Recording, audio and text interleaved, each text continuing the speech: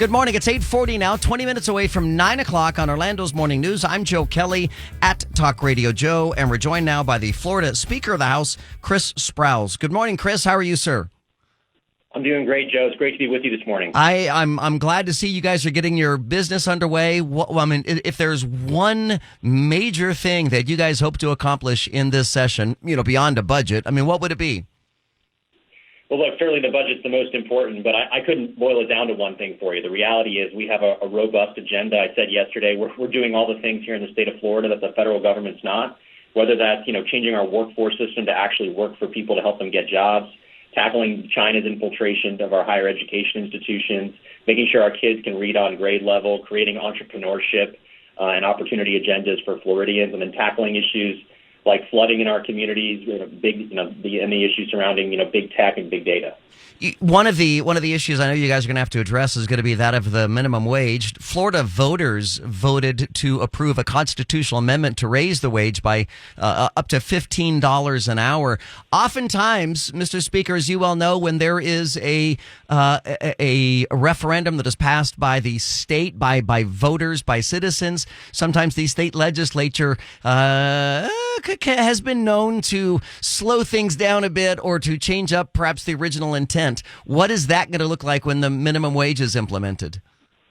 Yeah, I think most of that is actually a misnomer. You look at, for example, Amendment 4 that passed last time where the advocates in front of the Supreme Court said, well, the legislature is going to have to implement. And then, of course, later on changed their tune and said, why is the legislature having to implement?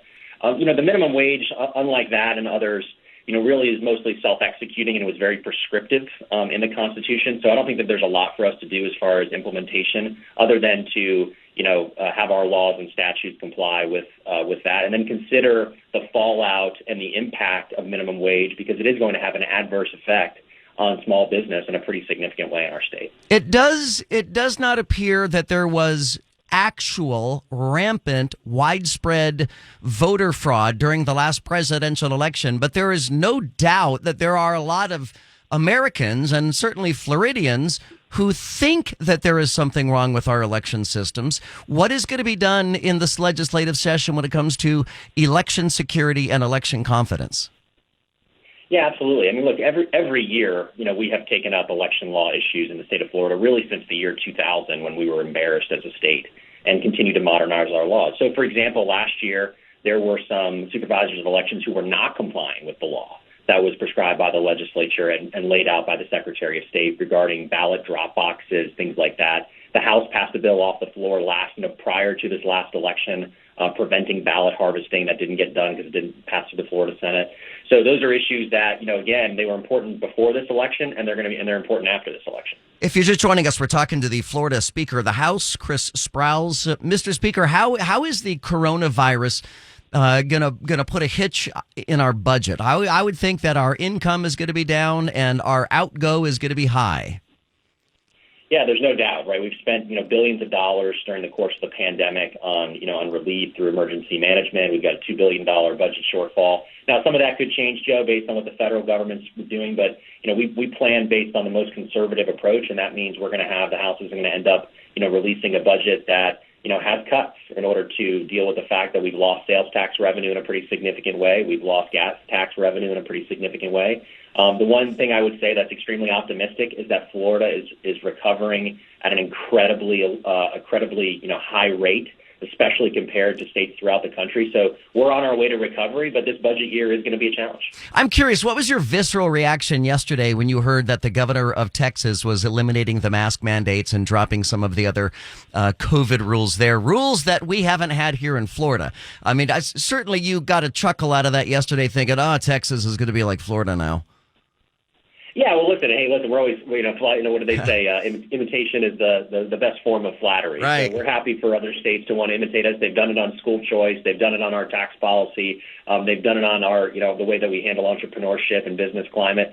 So always happy to have states be more like Florida. I think the interesting thing is, let's rewind 6 months ago when myself, Governor DeSantis, President Simpson were talking about how we need to open our schools. We need to get our kids back in school so that they can learn. We need to allow our businesses to open.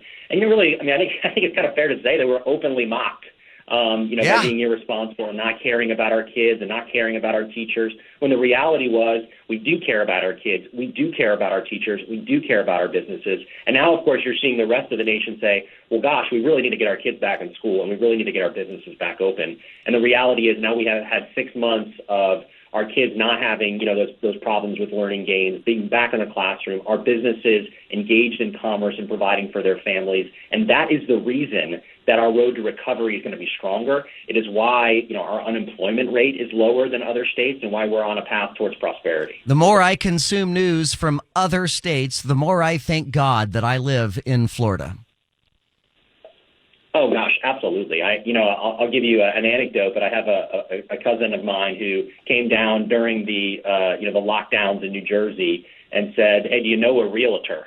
And I got him one, and he bought a house, and he said to me, I am so proud every single day to be a Floridian because every day I feel like I'm actually free. I can do my business. I take my girls, he's got 2 girls, I take my girls to school.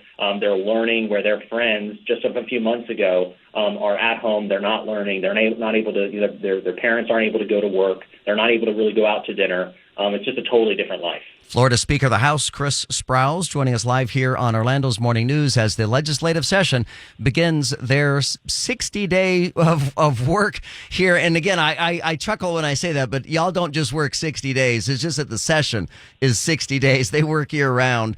But the session is underway right now. Florida Speaker of the House, Chris Sprowls. Mr. Speaker, thank you so much for your time this morning. Thanks, Joe. Great being with you all.